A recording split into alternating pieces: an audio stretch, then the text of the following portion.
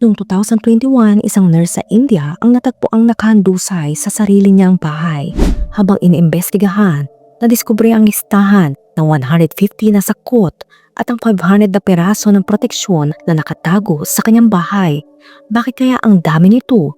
At sino kaya ang nasa likod ng misteryosong pangyayari?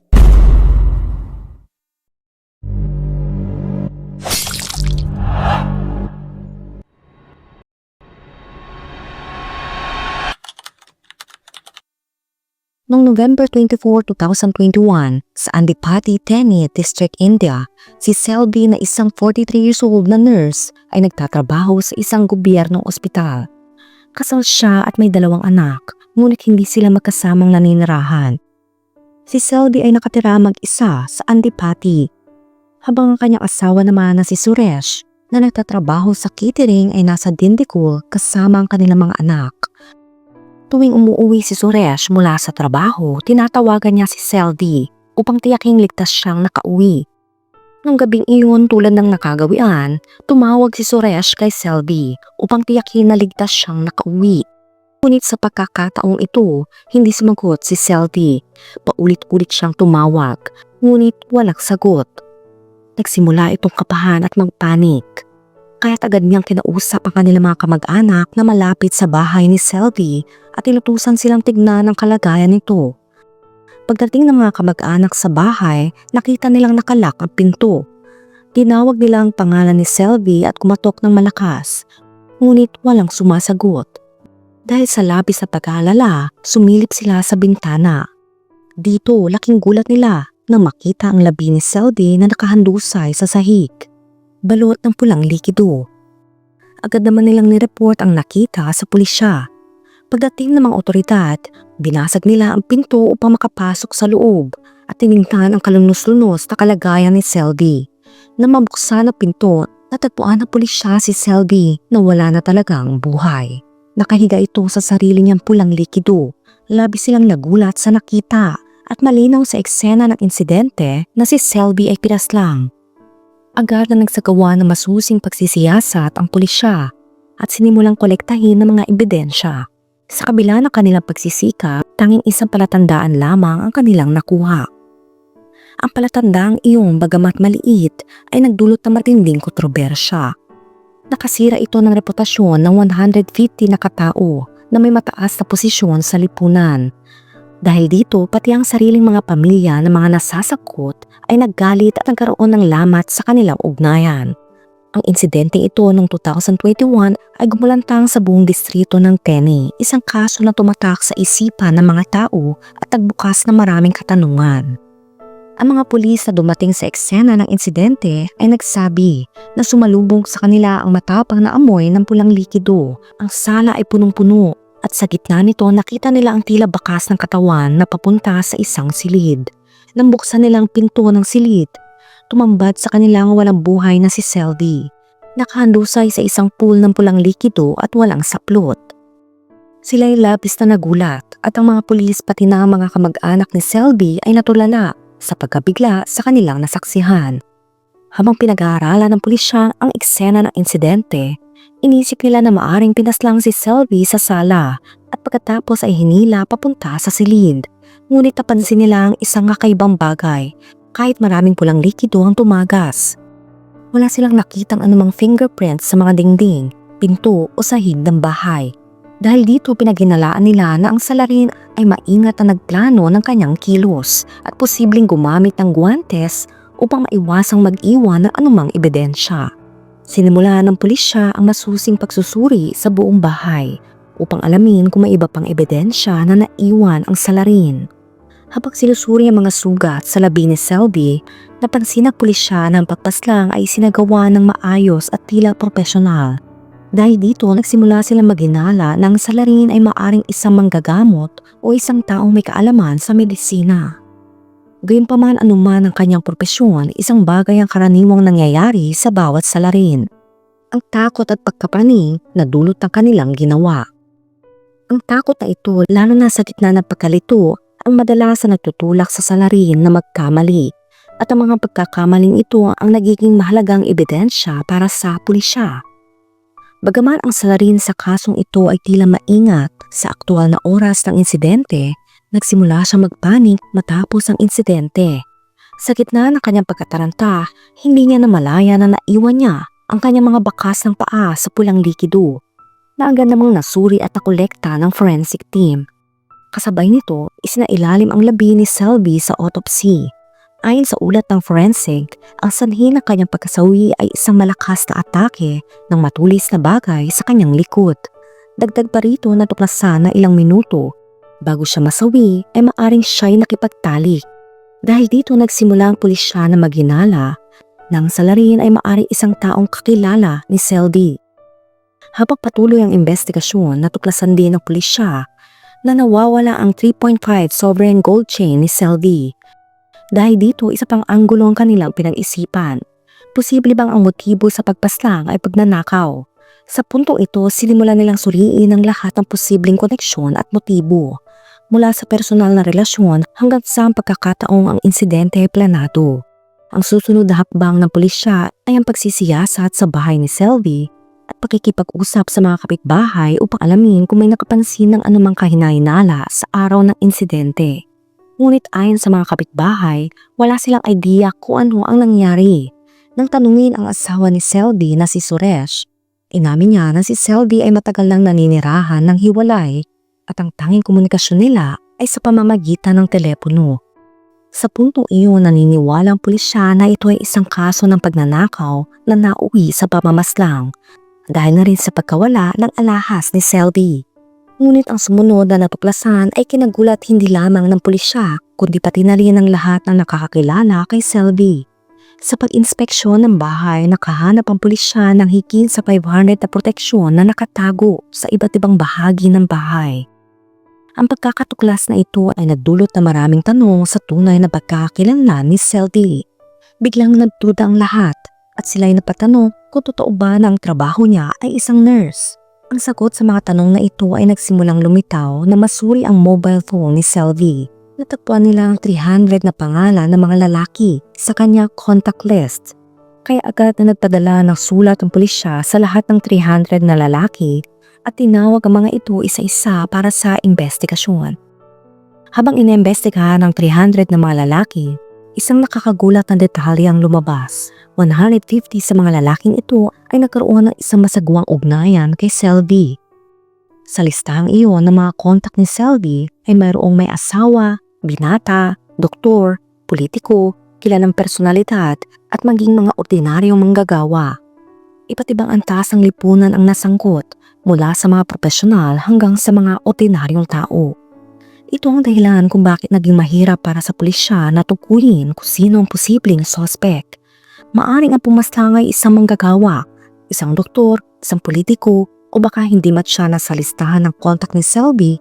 Pwede rin itong maging isang taon na regular na pumupunta sa bahay niya tulad ng delivery rider or maintenance. Posible kahit na sino. Dahil dito kinimpirahan ng pulisya ang lahat ng mga footprints na natagpuan sa eksena ng insidente. Ngunit sa kanilang pagkabigo, walang tumugma. Habang nagpapatuloy ang investigasyon, ang kaso ay unti-unting nagiging malaking balita sa lugar. Naging usap-usapan ito sa bawat sulok ng distrito. Kahit ang mga taong pinatawag lamang para sa investigasyon ay nagdusa ng matinding kahihiyan. Ang kanilang reputasyon ay nawasak sa harap ng kanilang mga kapitbahay, kabag-anak at asawa. Hindi na sila makalabas ng bahay dahil sa takot sa panlilibak at sa masamang tingin ng iba. Ang iskandalo ay umabot sa puntong halos lahat ng sakot ay hindi na makapagpatuloy ng normal sa kanilang mga buhay. Habang patuloy ang investigasyon, dumating ang December 10, 15 araw matapos ang karumaldumal na pagpaslang kay Selby. Napansin ng pulisya na ang kanyang asawa na si Suresh ay hindi na bumalik sa bahay mula nang ipatawag sa istasyon ng pulisya. Gayun din may isang babae, ang asawa ng isa sa mga lalaking konektado kay Selby. Siya ay dumating upang makipag-usap sa mga pulis.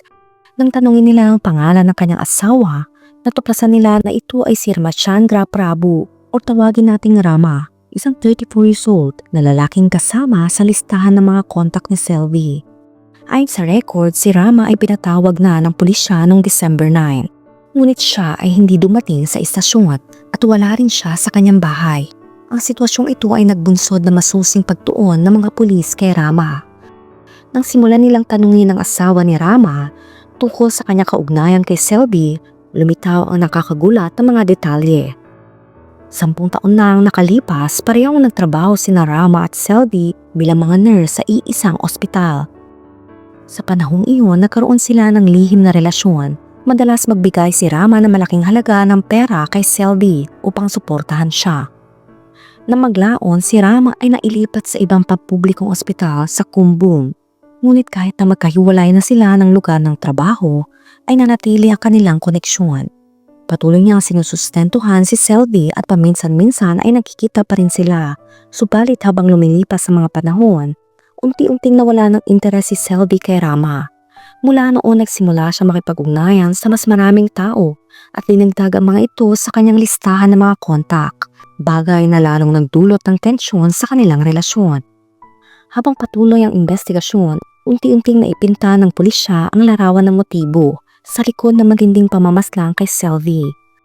Si Selby na dating gumagawa ng marangal na trabaho bilang nurse ay unti-unting napunta sa masalimuot na landas ng kasakiman. Ang kanyang mga utang na umabot na sa milyon-milyon ang naging sanhi ng kanyang pagkakakulong sa mga mapanganib at bawal na relasyon. Sa kabila nito, nanatili siyang konektado sa kanyang asawa kahit nahiwalay na sila ng tirahan. Samantala, si Rama, isang dating kasamahan at lihim na kasintahan ni Selby ay dumanas din ng sarili niyang mga problema. Nangailangan siya ng malaking halaga ng pera dahil sa mga utang na hindi na niya mabayaran. Paulit-ulit niyang pinapakiusapan si Selby na bayaran siya, ngunit patuloy siyang tinatanggihan nito. Sinasabing wala siyang pera. Habang lumalala ang sitwasyon, nakagawa ng plano si Rama na bawiin ang perang binigay niya sa ibang paraan. Naalala niya ang mga alahas na suot ni Selby at ito ang naging dahilan ng kanyang desisyon. Nagpa siya itong puntahan si Selby sa kanyang bahay upang hilingin ang kanyang pera. Ngunit dala na ang kanyang plano na kapag tumanggi ito, gagamitin niya ang karahasan upang kunin ang kanyang mga alahas. Noong November 24, 2021, bandang 1:54 ng hapon, naghanda si Rama ng guwantes at matulis na bagay bago pumunta sa bahay ni Selby. Upang maitago ang kanyang intensyon, nagpakita siya ng pagiging kalmado at bumalik sa dati nilang malaswang relasyon. Sinimulan niya makipagtalik kay Selby, ngunit ito pala ang unang hakbang sa kanyang madilim na plano. Pagkatapos ng kanilang maiinit na sandali, sinimulan niyang takutin si Selby na magbigay ng pera. Ngunit tulad ng inaasahan, tinanggihan ito ni Selby. Sa isang iglap, isinakatuparan niya ang madilim na plano. Bigla niyang isinuot ang guwantes at bago pa man makapag-react si Selby, mabilis siyang binunot ang matulis na bagay at maraming beses siyang umatake sa likod. Sa loob ng ilang minuto, lumabas ang maraming pulang likido at tuluyan ng nasawi si Selby. Pagkatapos ng insidente, kinuha niya ang gintong kwintas mula sa liig ni Selby. Upang itago ang kanyang labi sa bintana, hinila niya ito malapit sa silid at mabilis na umalis. Bandang 4 o'clock ng hapon, dinala niya ang kwintas sa pawn shop. Sa palagay ng mga pulis, sa ganoong paraan, maaring nangyari ang lahat ng ito. Sa mga kuha ng CCTV na nagpapakita kay Rama na may suot na mask at naglalakad palabas ng bahay, nakagawa ang mga pulisya ng ganitong teorya. Upang suportahan ang teoryang ito, kinumpirma ng mga pulis na ang nag-iisang may-ari ng kwintas ay si Selby lamang at nakuha nila ang resibo na si Rama ang nagbenta nito sa pawn shop. Kaya't naisip nila na kung aarestuhin si Rama at iimbestigahan siya, tiyak na makakakuha sila ng maraming ebidensya. Kaya naman, sinimula ng mga pulis ang pag-trace sa kanyang mobile phone at dito nagkaroon ng malaking twist. Noong December 11, ang araw matapos mawala si Rama, natunton ng mga pulis ang kanyang mobile signal malapit sa Utama, Palayam. Nang magpunta ang mga pulis doon, nakita nila ang kanyang motorbike na nakaparada sa isang lugar. Nagsuriin nila ang paligid ng motorbike. Nakita nila na may isang taong na nakahiga at bumubula ang bibig. At malapit dito ay may bote ng lason. Nang nilapitan ng mga pulis ang taong upang tignan kung sino ito, labis silang nagulat at kanilang natagpuan si Rama. Mukhang voluntaryong tinapos ni Rama ang kanyang sarili. Kung tatanungin kung ito ba ay dulot ng pagka-guilty niya sa pagpaslang kay Selby, ay hindi tayo sigurado dahil hindi lamang si Selby ang naging karelasyon niya, kundi meron pang 8 iba pang kababaihan. Nagbigay siya ng maraming pera sa kanila at sa dulo ay unti-unti niyang naubos ang lahat ng kanyang ari-arian. Sa huli namaslang siya ng tao at nasawi na may masamang pangalan. Maring may problema siya sa pera, ngunit hindi gusto ni Rama na maghirap ang kanyang asawa dahil dito. Ang masaklap, nagdagdag pa siya ng 25 lakh or 25 million na insurance sa kanyang pangalan at sinabi ito sa kanyang asawa 2 araw bago siya masawi. Upang kumpirmahin kung si Rama nga ang pumaslang kay Selby, kumuha ang pulis ng kanyang footprint at kinumpira ito sa footprint sa insidente. At perpektong nagmatch ang mga ito. Kaya't isinara na ng mga pulis ang kaso. At si Rama talaga pumaslang kay Selby. Ang mga inosenteng tao tulad ng asawa ni Selby, mga anak niya at asawa ni Rama ay nagdusa rin sa pagtatapos ng kanilang buhay na nauwi sa ganito. Kahit anuman ang kasarian, ang disiplina sa sarili ay mahalaga sa buhay dahil kung wala ito, maaring mangyari ang mga hindi inaasahan. Ikaw, ano masasabi mo sa kwento natin ngayon?